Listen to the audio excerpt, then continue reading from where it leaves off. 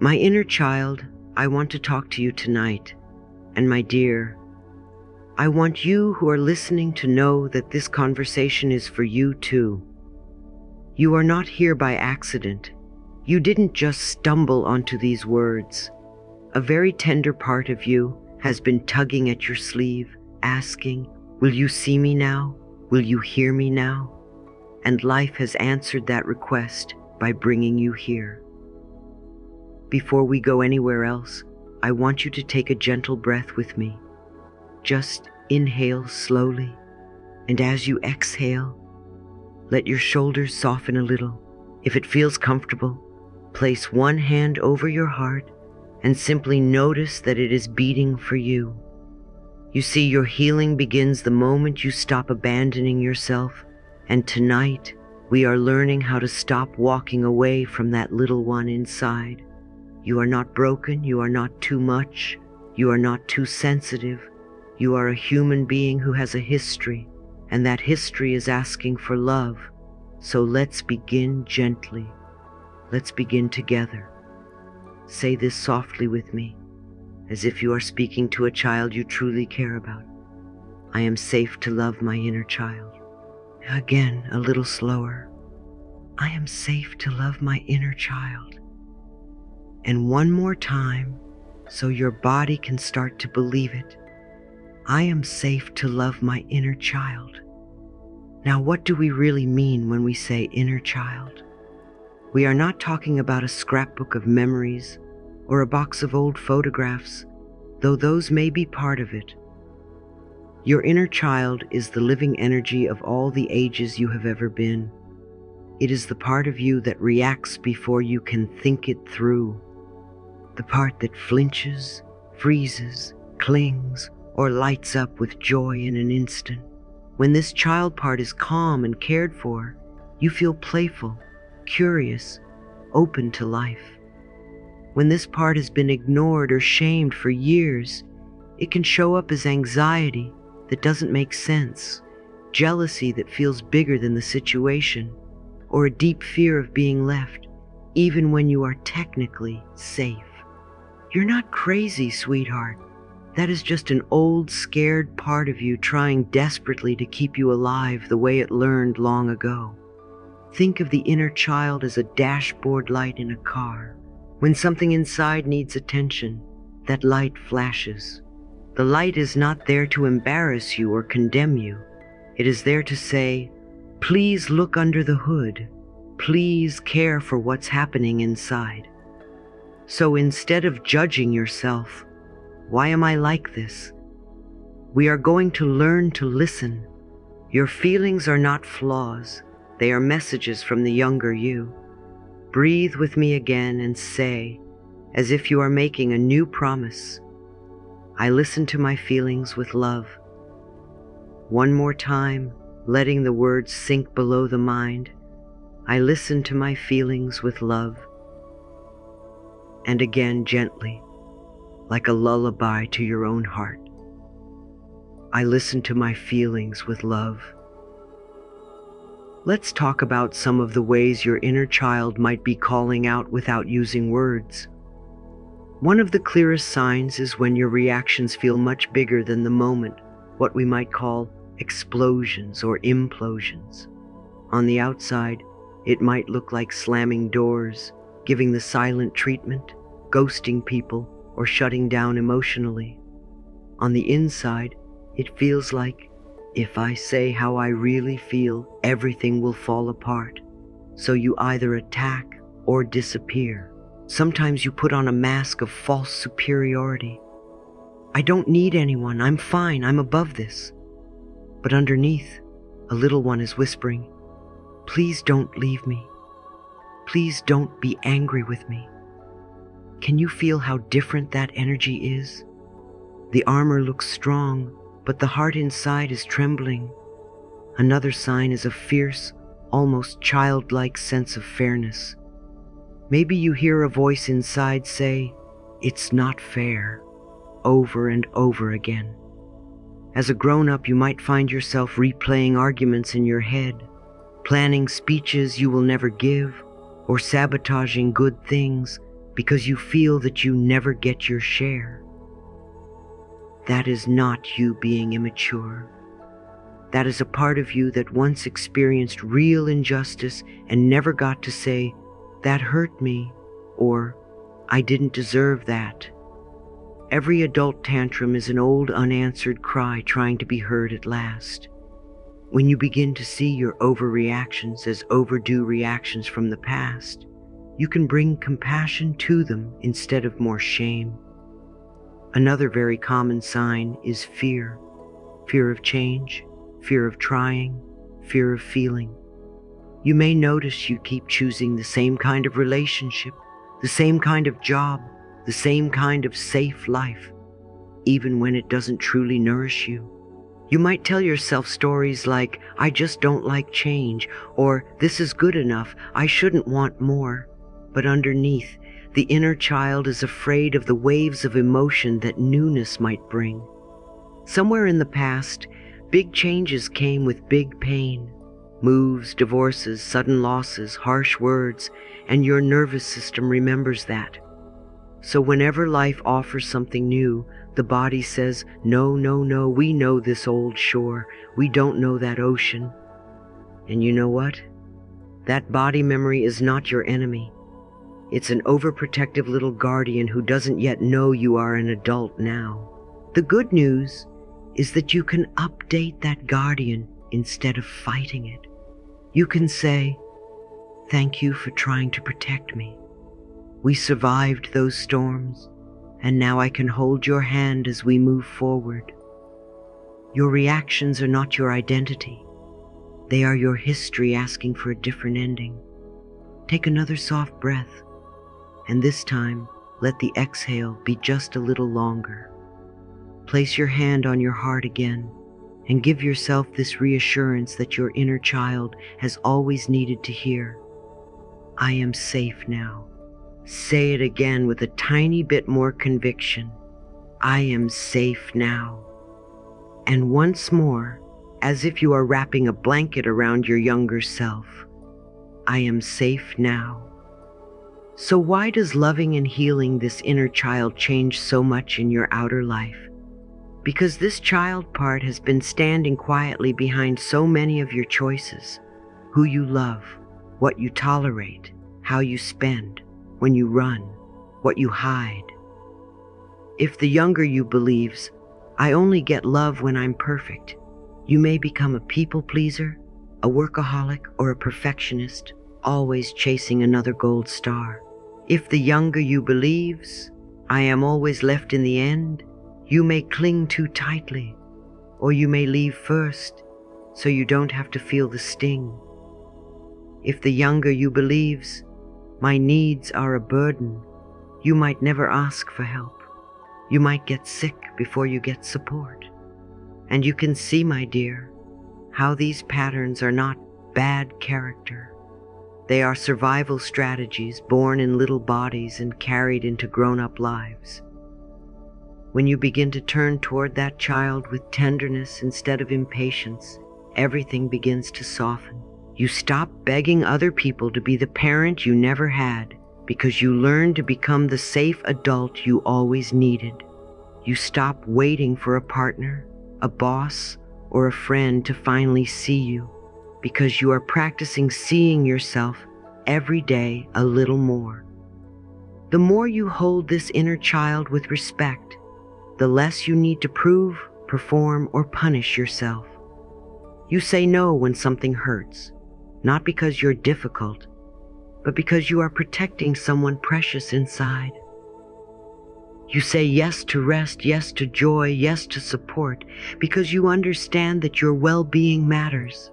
Healing your inner child is not about blaming the past. It is about reclaiming your future. And as we move forward in this journey together, remember this simple, powerful truth. You are not alone with that little one anymore. You are here now, listening, breathing, willing to learn a new way. And willingness is enough to begin.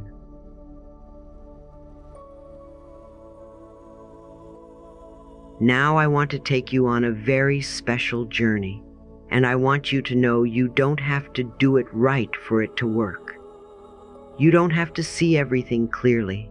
You don't have to feel everything intensely. You only need to be willing. That's all. Just a little willingness to sit with yourself in a new way. Remember, the point of power is in the present moment. And right now, in this very moment, you and I are creating a space where the younger versions of you can finally be held instead of ignored. So if it feels okay, let the outside world move a little further away, as if you are gently closing a door on the noise.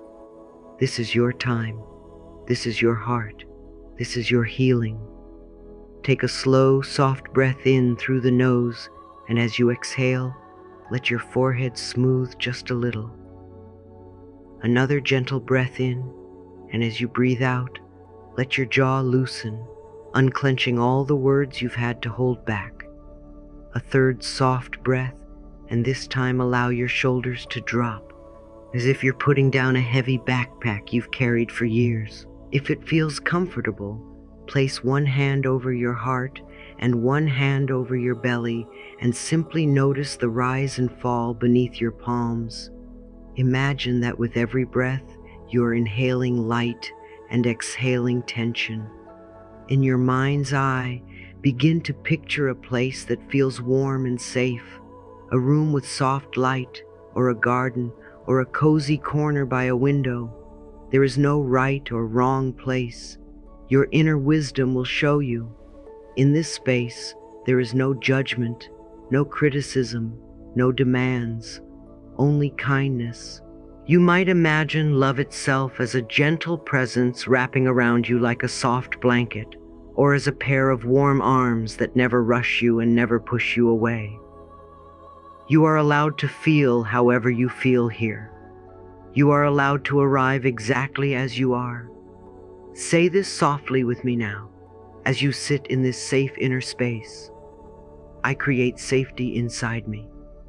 Again, a little slower, letting your body hear it. I create safety inside me.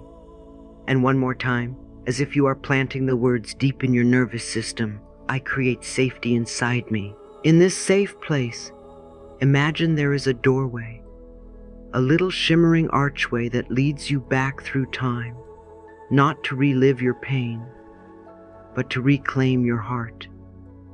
You are not going back to be hurt again. You are going back as the wise, loving adult you are today.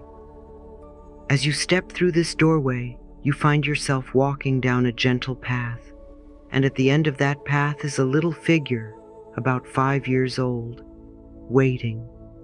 Notice where this child is.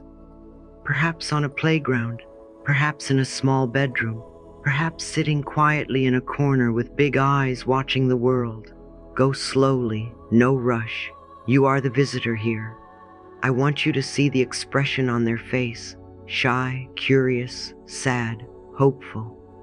And now, very softly, kneel down to their level. See your own eyes looking back at you, just smaller, just more vulnerable. Let there be a moment where you simply look and breathe together. And then, when you feel ready, say the words this child has been longing to hear. I am your future, and I came to love you. Feel how powerful that is. You are not a stranger. You are the future they did not know they were allowed to have. Again, a bit more slowly, letting each word land. I am your future, and I came to love you. One more time as a promise.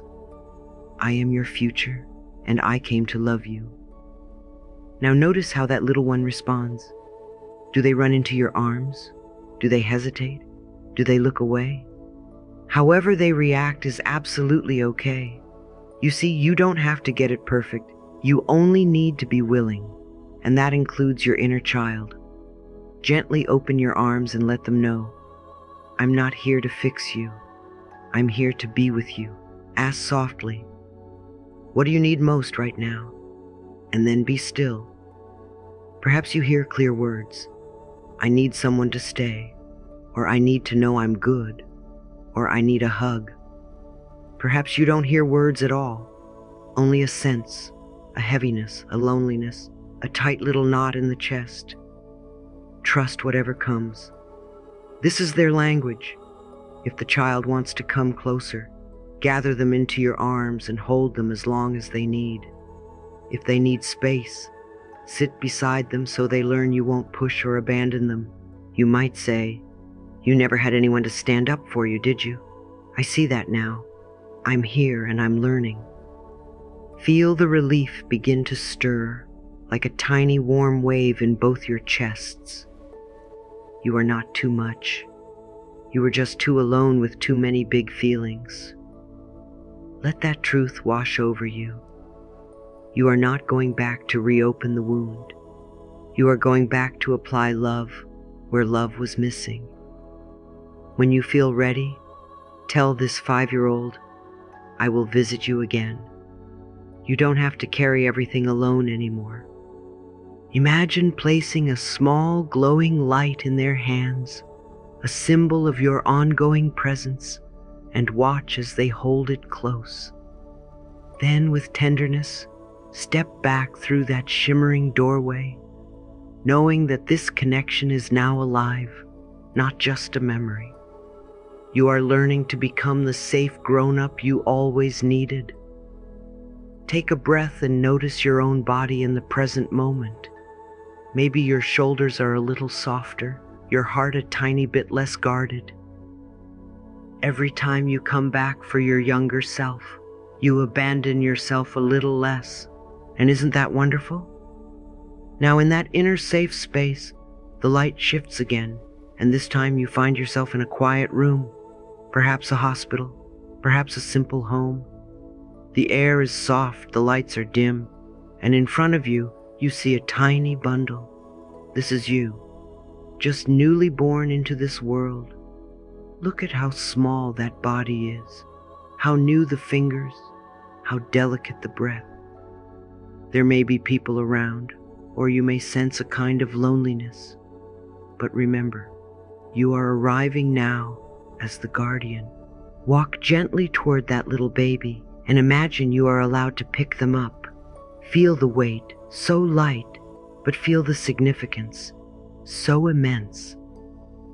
This tiny being has just arrived in a world that can be loud and confusing, and they are asking the silent question every newborn asks, "Am I wanted? Is there room for me here?" Hold them close to your chest and let your voice be the answer they always deserved.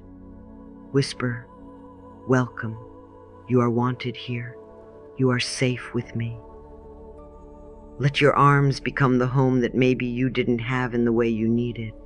Again, a little stronger. "Welcome. You are wanted here. You are safe with me." And once more, as a declaration to your whole life, "Welcome. You are wanted here. You are safe with me." As you cradle this newborn version of you, notice what rises in your own body now. Perhaps tears, perhaps a tightness in the throat, perhaps a sense of longing you can't quite name. So many of us came into homes where the adults were overwhelmed, frightened, distracted, or emotionally unavailable. They may have loved us in the only way they knew, but the baby nervous system didn't feel fully met. Maybe your birth was complicated, maybe someone important was missing, maybe there was tension in the room that you could not understand, but you could feel. And that tiny being stored a message. I must be careful. I must not need too much. I must earn my place.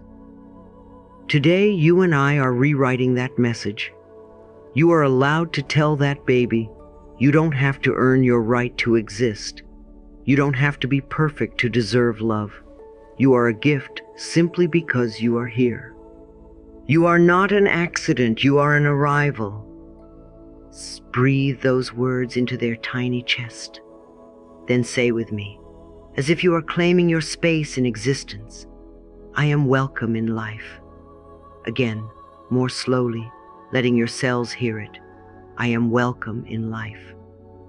And one more time, as if you are pressing a gentle seal over the old story.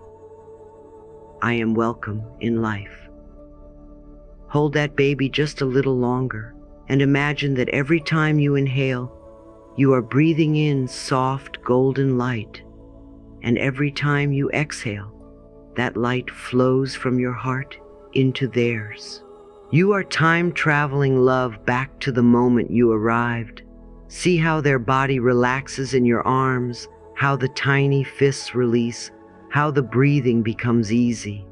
Even if your mind says, "But it already happened," your heart knows that it's only a thought, and a thought can be changed. You are changing the thoughts wrapped around your birth, from unwanted to chosen, from too much to a blessing, from not safe to protected. When you feel complete for now, gently lay that little one down in a crib of light, knowing that this time they are not alone. There is an energy, your energy, keeping watch, humming softly, saying, "I'm here, I'm here, I'm here." And you can whisper before you leave, "I will keep coming back for you." The scene softens again, and now you find yourself in a small open space, a living room, a patch of grass, a sunlit floor. In front of you is a toddler who is just learning to walk. Watch this little one. This is you, full of determination and wobble. They pull themselves up on a table, let go, take one step, maybe two, and then down they go. They fall on that diapered bottom or those chubby knees. Notice what happens next. They may cry, they may look around to see if someone is watching, but then they try again. Up, step, wobble, fall, up, step, wobble, fall. There is no voice in their head saying, "You are such a failure for falling." That voice came later. At this stage, there is only instinct and courage. Come closer and sit on the floor with them. When they stumble, open your arms and smile. You might say, "Look at you, trying again. You did not quit." Let your tone be delighted, not demanding. You learn to walk not by being perfect, but by being willing to fall. Can you see how that truth carries all the way into your adult life? As you watch this tiny, you practice walking. Imagine each fall as all the times in your life when things didn't go as planned, relationships that ended, jobs you didn't get, changes you were scared to try. Somewhere along the way, someone might have shamed you for falling, and the inner child concluded, "If I don't move, I can't fail." But right now, you are the parent figure in this room. You are the one whose reaction becomes the new script. So each time the toddler falls, you clap softly and say, "You're learning. It's okay. I'm proud of you." They stand again, more confident because your eyes are kind, not critical. You could even pick them up, spin gently, and giggle with them, letting their little body memorize what encouragement feels like. Then, looking into their bright eyes, say this with me, as a promise to both of you. I try again with love. One more time, as if you are choosing a new way of living. I try again with love. And once more, so the fear of failure hears something different at last. I try again with love. Feel how that affirmation lands inside you. How would your life change if every time you fell, the voice you heard in your head sounded like this loving you on the floor with the toddler, instead of an old critical echo? How would you approach your work, your relationships, your dreams, if you believed that falling was not a verdict but part of the dance? Discipline is not punishment. It is repeated kindness toward your future self. And this little one learning to walk is living proof. You did not give up back then, and you don't have to give up on yourself now. Spend a few more moments with this toddling you. Maybe you hold their hands and walk together.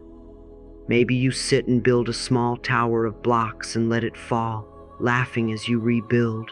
Show them with your energy that mistakes are safe, that trying is celebrated, that they are never alone with their effort. Now, in your inner world, imagine all three scenes existing at once. The 5-year-old who just needed someone to show up, the newborn who needed to feel wanted, the toddler who needed encouragement to keep trying. See them all within that safe, warm space you created at the beginning. Perhaps they stand in a little circle around you, or perhaps they curl up close, leaning against your legs, your lap, your heart. Take a deep breath and recognize what you're doing here. You are gathering your scattered selves into one loving field. You are saying, no more leaving you behind, no more pretending you don't matter. Every age you have ever been is still living in you, waiting to be loved, not judged. Place your hands over your heart again and feel the presence of these younger selves inside your chest, under your palms, in your very breath. As we gently bring this part of the journey to a pause, not an end, because you can return anytime, thank these versions of you for showing up. Thank the 5-year-old for trusting you enough to be seen. Thank the newborn for arriving in this life, even when the welcome wasn't perfect. Thank the toddler for their stubborn courage and wobbly faith. Let them know you will keep visiting, that this was not a one-time event, but the beginning of a new relationship. And thank yourself right here and now for being willing to go back with love instead of fear. Take one more soft, nourishing breath and whisper, if you can, I am here for you now. I am not leaving you anymore. Feel how your body responds to that promise. You are building a new pattern, from self-abandonment to self-connection, from inner neglect to inner parenting. And remember, my dear, every time you choose love over avoidance, you are rewriting your whole story. As you rest in that safe inner space with your little ones, the light shifts again, and now you find yourself standing in a hallway outside a classroom door, holding a small hand that is just a bit sweaty with nerves. This is you on your very first day of school, and I want you to really see her. The too big backpack, the way she looks up at the door, the way her stomach twists because she doesn't know what will happen on the other side. Maybe she is afraid she won't fit in. Maybe she is worried no one will sit with her. Maybe she is already carrying the belief that she must be perfect to be accepted. You can almost hear her thoughts. Will they like me? Will I be okay? What if I make a mistake? In that moment, walk right up beside her, and instead of pushing her forward or telling her not to be silly, simply slip your hand into hers and squeeze gently. Bend down so your eyes are level, and with the kind of voice you wish an adult had used with you, whisper, I'm with you. We can do hard things gently. Let her hear that she is not being thrown into life alone, that you will not leave her at the door and vanish. Notice how her shoulders soften just a little when she realizes someone is on her side. You might even say, you don't have to be perfect today. You just have to be you, and that is enough. In your own body, feel how much you have been carrying the fear of walking into new rooms, of being judged, of being misunderstood, and recognize where that began. Every time you entered a new job, a new relationship, a new chapter, that same little school child inside of you was asking, will they see me and still stay? This time, she has you. This time, you are the reassuring hand. So take a breath and say softly with her, I am safe to be seen. Again, letting the old fear of exposure loosen its grip. I am safe to be seen. And one more time, as you take that step through the classroom door together, I am safe to be seen. As you walk with her into that classroom in your mind, imagine the rows of desks, the other children, the unfamiliar faces, and feel the old tension that used to make you shrink or try to be invisible. Perhaps in real life you became the quiet one, or the good girl who never caused trouble, or the overachiever who thought that straight A's could guarantee love. All of that began with a tiny nervous system trying to survive its first experience of being evaluated. So now you can lean close to that little student and murmur, "You are allowed to learn. You are allowed to make mistakes. You are allowed to be new." Let her see you sit beside her in a little chair, both of you breathing slowly while the teacher talks. You can even imagine that every time the old shame rises, when she doesn't know an answer, when she feels out of place, you place a hand on her back and send in warmth instead of criticism. Every time you choose kindness over judgment, you rewrite an old classroom in your mind. You might quietly tell her, "We're not here to impress them. We're here to experience life," and feel how different that is from the old program of, "I must never get it wrong." In your own present-day life, notice how often you still tiptoe through rooms as if they are classrooms, worried about being graded. And then remember, you now carry that small hand in yours, and you are allowed to walk in with a steady heart. The world is not a test you must pass. It is a space you are allowed to inhabit. When the scene settles, the light shifts again, and you are taken to another chapter of your life. Those dizzy, confusing years of adolescence. See yourself now in a growing body, perhaps in front of a mirror, perhaps hunched under oversized clothes, perhaps obsessively adjusting your hair, your skin, your posture. Hormones swell, feelings surge, the body changes shape, and somewhere along the way, you may have started to believe that every new curve, every new flaw, every new desire was something to be ashamed of. Maybe you heard careless comments about your body. Maybe you were compared to siblings or classmates. Maybe you learned to squeeze yourself into someone else's idea of beauty or goodness. Come stand beside that teenager now, who might be rolling their eyes or hiding in their room, and instead of judging them, just notice how hard they are trying to belong. You can see the way they scan their reflection, searching for all the ways they are not enough. Gently step inside that mirror scene and place a hand on their shoulder. Let your voice be calm, steady, a little amused at how much pressure we place on ourselves. Say softly, "You didn't do anything wrong by growing." Feel how radical that sounds to a young heart that has been punished, teased, or shamed for simply becoming who they are. You might add, "Your body is not a problem to fix. Your feelings are not mistakes. They are signs that you are alive."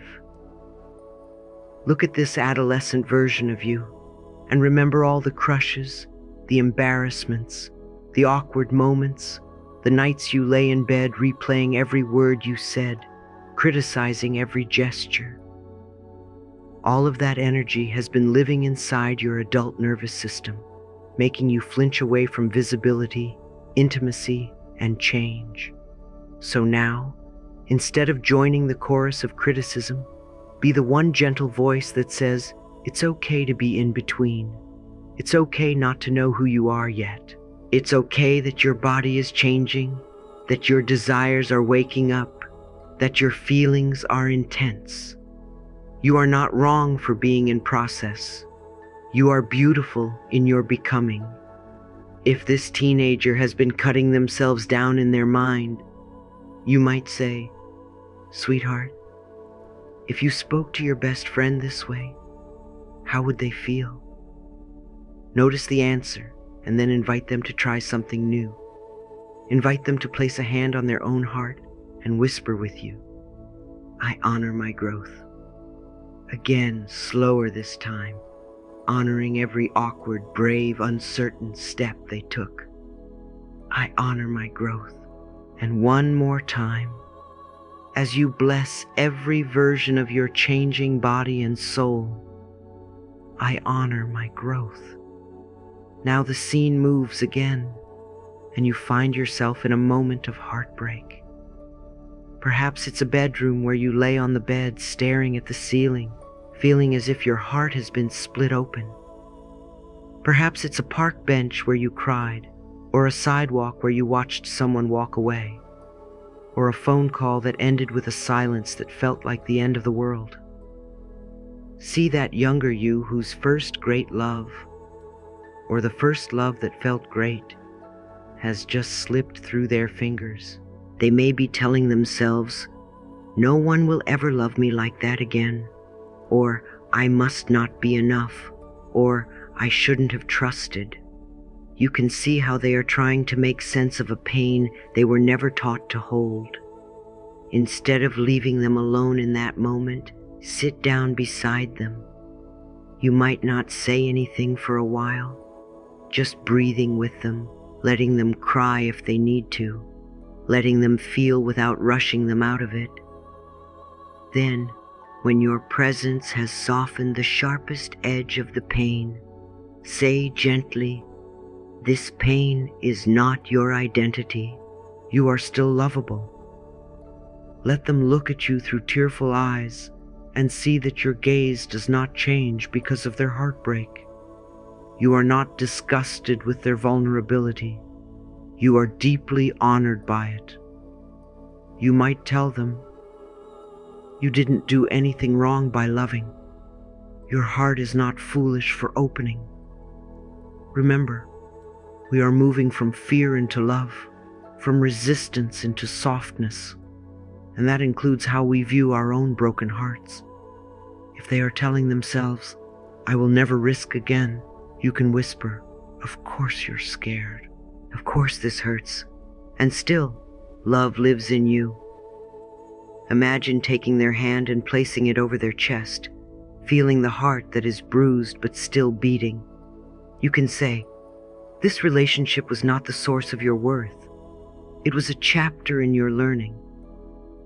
Your heartbreak is not a verdict. It is evidence that you were brave enough to care. As you sit with them, notice how some part of your present self has been frozen in that moment, using it as proof that you should hide or settle or stay small. Today, you offer a different meaning. Today you say, "You are allowed to grieve, and you are allowed to grow." Now invite this younger you to speak an affirmation that their hurting heart may not yet believe, but is willing to try. Together say, "I am loved, and I am lovable." Let the words be soft but clear. I am loved, and I am lovable. And one more time, sending this truth into every future relationship, every future choice, I am loved, and I am lovable. Then, in your inner world, imagine calling all these ages of you into the safe space we created at the beginning. The 5-year-old at the classroom door, the newborn in your arms, the toddler learning to walk, the adolescent in front of the mirror, the broken-hearted one on the bed. See them all gathering around you, maybe shy at first, but recognizing that you are the common thread. They are all you, and you are all of them. Now picture a mirror appearing in front of you, tall and clear, with a gentle light around it. You walk toward this mirror as your present self. Feel your current feet on an inner floor, your current posture, your current age, and let yourself stand upright in front of your own reflection. Behind you, in your imagination, all these versions line up, the little faces, the teenage eyes, the wounded heart, all peeking over your shoulder. You might even visualize them resting their hands lightly along your back, as if you are the tree trunk and they are the rings that have formed over time. Take a moment to really look into your own eyes in that inner mirror. Not at your hair, not at the lines, not at the perceived flaws, but into the eyes that have seen so many days and kept going anyway. See how much tenderness lives there, how much courage, how many mornings you have gotten up even when you did not know how. And then, with all those younger versions listening, speak aloud to your reflection. I love all parts of me. Observe what rises in your body when you say that.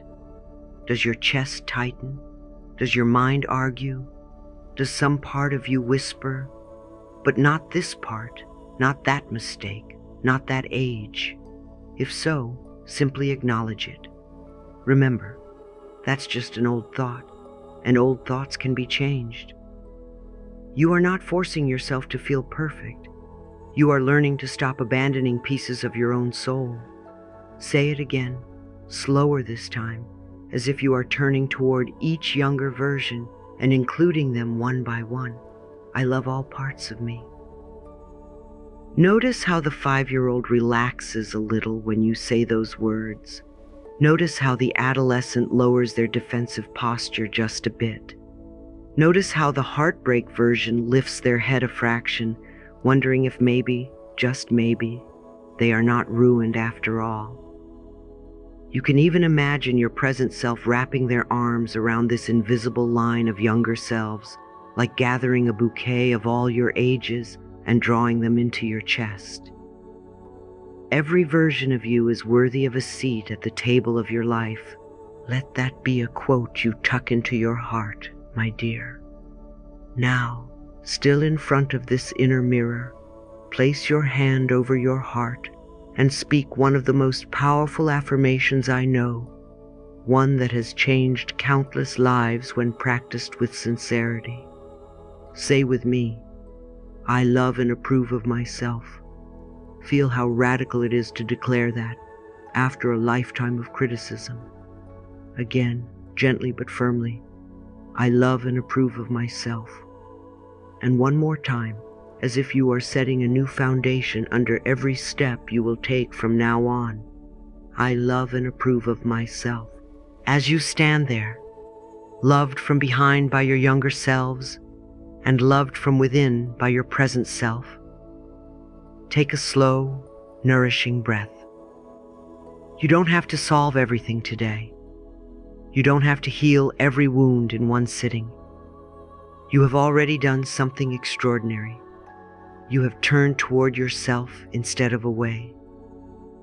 You have walked back through time, not to punish or relive, but to reclaim and reassure. Your inner child does not need you to be perfect. They need you to be present. And today, you have been. Let that be enough for now. When you are ready, you can imagine the mirror softening into light, the younger versions gently settling into your heart, like stars returning to the night sky. You walk out of this inner space, not as a fragmented person, but as a gathering of all your ages, moving together in one direction. And remember, my dear, every time life feels overwhelming, you can place a hand over your heart and whisper, I'm here. I'm not leaving you. Because your healing truly begins the moment you stop abandoning yourself and start choosing to love every part of you, again and again and again. I'm not a healer, but I want to introduce you to someone inside of you who is far more powerful than I could ever be, my dear. This is the part of you I like to call your super nanny, the wise, loving, sometimes firm inner adult who knows how to hold a frightened child and still gently guide them forward. I can sit here and speak to you for an hour. I can offer words and images and practices, but I do not have the power to change your life. Only you do. What I can do is help you remember that you are not only the scared little one inside, you are also the strong, steady presence who can say, sweetheart, I'm here, and we're going to be okay. For so many years, many of us have lived with only two modes, the panicked inner child who wants to hide, and the harsh inner critic who yells, "What's wrong with you?" No wonder we feel torn. Today I want you to meet a third presence, a kinder one, the one who knows how to love and lead at the same time. Think of the most loving, wise caregiver you can imagine. Maybe you had one. Maybe you only dreamed of one. And imagine that energy, that tone of voice, that warm lap and calm gaze now living inside of you. That is your super nanny. You are not just the one who was hurt. You are also the one who can now protect and guide. A real super nanny doesn't scream at a child for being afraid. She understands. She doesn't let the child run the whole house, but she also doesn't hand them the car keys and say, "Here, you drive through life with your fear." Instead, she gets down to their level and speaks clearly, gently, and consistently. We do this because we love you. Your inner super nanny works the same way. She doesn't lamang, she doesn't add shame on top of pain, and she doesn't let fear sit at the steering wheel. She might say, "You can feel scared, and we can still be safe." Do you feel the difference there? We're not trying to erase fear. We're learning to hold fear inside a bigger, loving container. So many of you have been using discipline like a whip. What's wrong with me? Why can't I just do it? I'm so lazy. That's not discipline. That's self-abandonment. True inner discipline is structure soaked in kindness. It's the voice that says, "I see that you're anxious, and we're still going to brush our teeth, answer that email, go for that walk, because we love ourselves enough to show up." Discipline without love feels like punishment.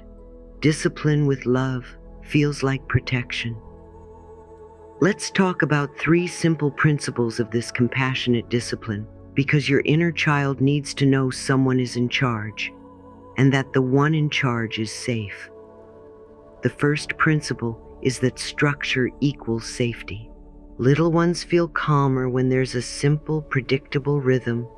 We wake up, we eat, we play, we rest. Your inner child is the same. When you keep promises like, "Every night before bed, we'll take 3 breaths and put a hand on our heart," you're building an inner schedule that whispers, "You're not alone in the chaos." You don't need a complicated plan. A few loving anchors can change everything. The second principle is the minimum version. When you're tired, when life is heavy, when the nervous system is overloaded, your super nanny doesn't say, "Too bad, do everything, or you're a failure." She says, "Sweetheart, I hear you, and we're still going." Maybe you planned 30 minutes of journaling, and all you can do is 2 minutes of writing 1 sentence. "Today was hard, but I stayed." That still counts. That is not failure. That is loyalty. Every small act of self-respect whispers to your inner child, "I won't leave you again."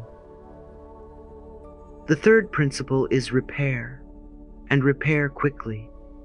In many of our childhoods, when we messed up, love was withdrawn, or we were punished long after the event. So now, as adults, when we miss 1 day of practice or we lose our temper, we abandon ourselves for days or weeks. Your super nanny does it differently. She doesn't say, "You missed a day, so you might as well give up." She says, "Oh, we slipped. That's all right, darling, we come back tomorrow." No drama, no endless court case, just a gentle return. You don't have to be perfect to be trustworthy. You only have to come back. Imagine how your life would change if every time you tripped, you gave yourself a hand instead of a lecture. This is how we build inner trust, one repaired promise at a time. So now I'd like you to sit for a moment, maybe close your eyes if that feels safe, and hear these words inside. "I won't abandon you. I will lead you. Let them move through your mind like warm water. Tonight, tomorrow, next week, when you feel the old urge to give up on yourself, remember this new way. And now, let's affirm together gently, I parent myself with love. Once again, I parent myself with love. And one more time, letting your nervous system feel the safety of that commitment, I parent myself with love. Now, because your inner child needs repetition and rhythm, I want to give you a simple 7-day practice to begin weaving this love into your daily life. It doesn't have to be grand. In fact, the quieter and simpler it is, the more easily your inner little one will trust it. Each day, for just 5 to 8 minutes, you and your super nanny are going to meet. 1 minute of breathing, hand on heart. 2 minutes of meeting one age of you. 2 minutes of mirror work with 1 sentence. And 1 to 3 minutes of writing. Today, my inner child needs. Think of it as a little daily play date. You're proving to that child inside, I show up for you now. Before you begin, you might whisper, the point of power is in the present moment. You don't have to fix your entire past all at once. You only need to offer love to the part of you that is here today. On day 1, you start with safety, because nothing can heal without it. Put your hand on your heart, breathe in slowly, and invite one younger version of you, whichever age comes to mind, to sit beside you. You might see a 5-year-old, a 12-year-old, or a teenage you hiding under a hoodie. You don't need to dig or force. Whatever appears is enough. Look into the mirror, right into your own eyes, and softly say, I am safe now.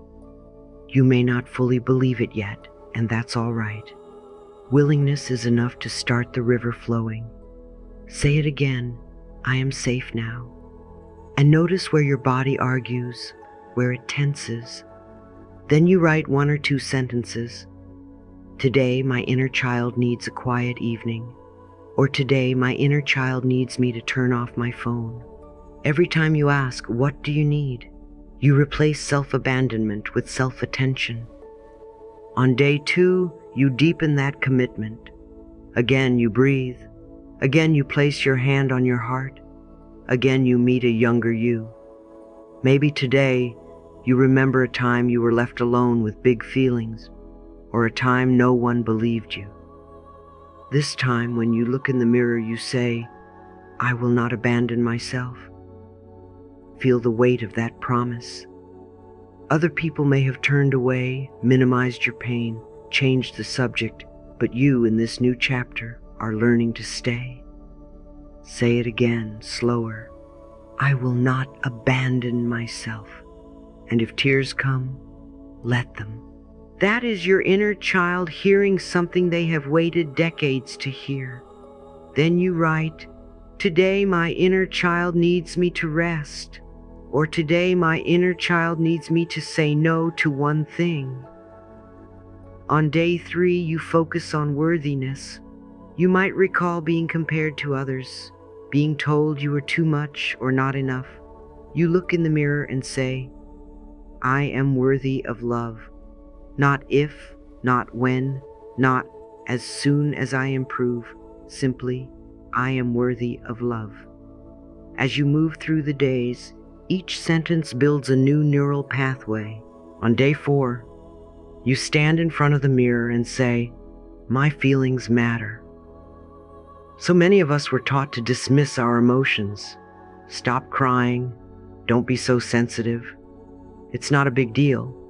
Your inner child internalized that and started believing that their truth was a burden. Today, your super nanny gently corrects that story. When you say, my feelings matter, you are not saying they control everything. You are saying they count. You might write, today my inner child needs me to pause when I'm overwhelmed instead of pushing through. On day 5, you practice boundaries with love. Look into your eyes and say, I can say no with love. Many of us learned that no means rejection, conflict, danger. Your inner child might shake at the thought of displeasing someone. So we pair the no with love, love for yourself and love for the other person's dignity. A loving no is not a weapon.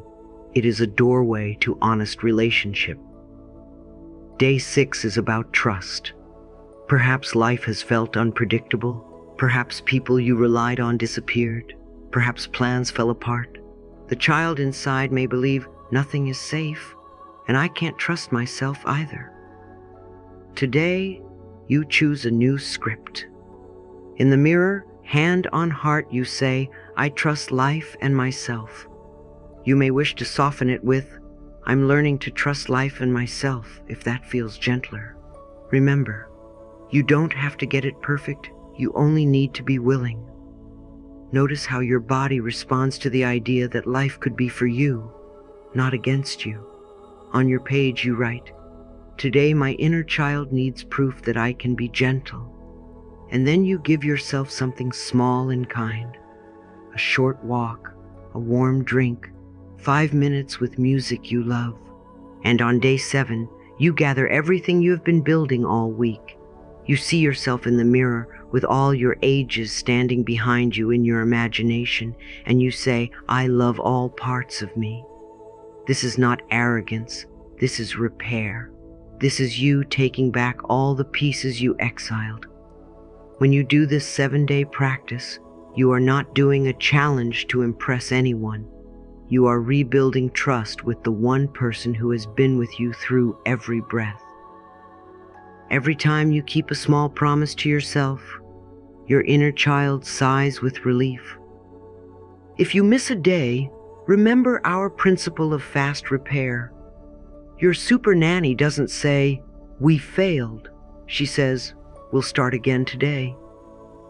You can repeat this 7-day cycle as often as you like, rotating through the mirror sentences or adding your own. The important thing is that you keep showing up. Breathe, connect, speak kindly, write honestly. Little by little, the child inside begins to believe, maybe I am not alone anymore. Maybe I am worth coming back for. So as we come toward the end of our time together, I want to bless this new relationship you are building with yourself. Inner child work is not just about remembering pain. It is about reclaiming joy, curiosity, creativity, softness. When you love the child inside, you don't just cry over what happened. You also get to laugh more, play more, and feel more alive. You stop asking other people to be your parent, your rescuer, your constant reassurance, because you have met the one who is always with you, you. True healing is not finding someone who finally loves you right. It is becoming someone who finally loves you right. And from that place, every relationship, every decision, every boundary begins to look different. You no longer tolerate what crushes you. You no longer shrink to fit. You no longer abandon yourself to keep the peace. Take a gentle breath with me now. Hand on your heart if you can. Feel the rise and fall beneath your palm. That is the same heart that beat when you were 5, when you were 13, when you were heartbroken at 20, when you were confused at 30, 40, 50, 60. It has never stopped working for you, never taken a day off. Perhaps you could whisper, thank you to this heart, this loyal companion. You are not behind, you are not broken, you are right on time. All of those younger versions of you are not evidence of your failure. They are proof of your survival. And now, as your super nanny, you choose to guide them with love instead of fear. You might say quietly inside, little one, I didn't know how to care for you before, but I'm learning now. I will listen, I will protect, I will lead. Before we close, let's speak a few final affirmations together. slowly, with presence. You can repeat them out loud or in your mind. Both are powerful. Feel them, don't just think them. First, affirm with me, I am safe to love my inner child. Again, letting that safety sink into the nervous system. I am safe to love my inner child. And once more, as a gentle promise, I am safe to love my inner child. Now say, I parent myself with love. Again, with a little more certainty this time, I parent myself with love. And one more time, for all the little ones within you, I parent myself with love. And finally, let's bless this new beginning. My dear, life has never stopped loving you. Even in the hardest moments, there were tiny invitations to come back to yourself, to put a hand on your heart, to say, I'm here. Today you answered one of those invitations. That is something remarkable. Every time you turn toward your pain with love, you turn your whole life toward freedom. So as you go back into your day, your evening, your week, remember this. You are not the frightened child walking alone anymore. You are the loving adult walking beside them. You can feel afraid and still be safe. You can feel uncertain and still move gently forward.